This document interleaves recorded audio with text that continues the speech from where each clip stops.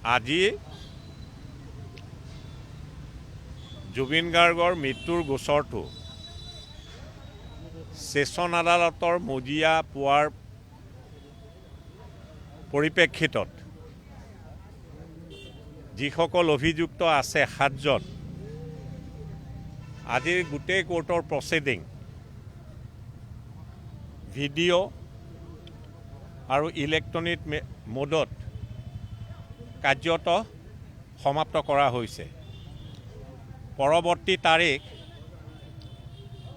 For consideration of charge যিকোনো session tribal অফেন্সৰ এইটোৱে প্ৰক্ৰিয়া। কিমান তাৰিখ দিছে? 3 জানুৱাৰী। কৈ দিয়ে। 3 জানুৱাৰী 2026 চনত দিছে। এই যি তাৰিখ ধাৰ্য আদালতে আজি কৰিছে, সেই তাৰিখৰ দিনা যিদিন ধাৰ্য কৰা হৈছে পৰৱৰ্তী তাৰিখ, সেই তাৰিখটো হৈছে কনচিডাৰেশ্যন অফ চাৰ্জৰ বাবে।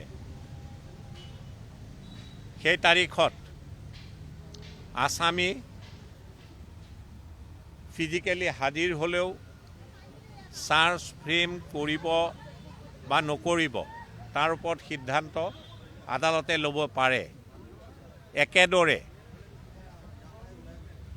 ভিডিঅ' বা ইলেক্ট্ৰনিক মোডৰ জৰিয়তেও এই কাৰ্যৰ সফল পৰিসমাপ্তি আদালতে ঘটাব পাৰে। চাৰ্জ যদি ফ্ৰেম হয় নিশ্চিতভাৱে তাৰ পৰৱৰ্তী তাৰিখবিলাক ধাৰ্য কৰা হ'ব প্ৰচিকিউশ্যন এভিডেন্সৰ বাবে। আৰু প্ৰচিকিউশ্যন এভিডেন্সৰ বাবে যি ধাৰা BNSSত সন্নিৱিষ্ট হৈ আছে তাত লিপিবদ্ধ আকাৰত আছে যে টোটেল প্ৰচিকিউশ্যন উইটনেছ 394 জন। এই 394 জন আপোনাৰ যি প্ৰশ্ন আছিলে যে তেখেতক ফিজিকেলি আদালতত হাজিৰ থাকিব লাগিব নে নাই, BNSSৰ 254 ধাৰাত লিপিবদ্ধ আকাৰত আছে যে প্ৰচিকিউশ্যন উইটনেছ বিলাক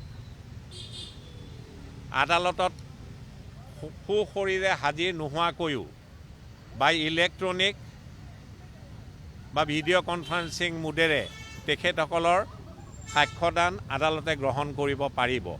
ইমানেই। মোৰ বন্ধুজনে কোৱাৰ লেখীয়াকৈ পৰৱৰ্তী যি তাৰিখ জানুৱাৰী মাহত ধাৰ্য কৰিছে, সেই তাৰিখৰ দিনা সেই দিনটো ধাৰ্য কৰা হৈছে ফৰ ফ্ৰেমিং অফ চাৰ্জ আৰু প্ৰডাকশ্যন অফ একিউজ বুলি।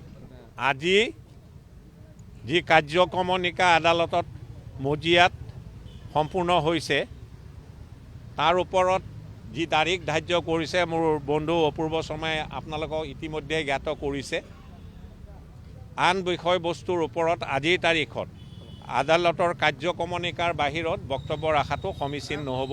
সদৌ অসম উকিল সন্থাই যিটো আবেদন দিছিলে অসমৰ অধিবক্তা সমাজলৈ, তাত লিপিবদ্ধ আকাৰত এই কথাখিনিকে কোৱা হৈছিলে যে যিকোনো অধিবক্তাই এই গোচৰটো ল'লে তেওঁ প্ৰথমে চিন্তা কৰিব লাগিব তেওঁৰ সামাজিক ৰেছপনচিবিলিটিৰ কথা আৰু তেওঁৰ যি প্ৰফেশ্যনেল ৰেছপনচিবিলিটি সেইটো মুখ্য নহ'ব, সেইটো গৌণ হৈ ৰ'ব বুলি সেই এপিলটো আজিৰ তাৰিখলৈকে অসমৰ সমূহ অধিবক্তা সমাজে সন্মান জনাই আহিছে।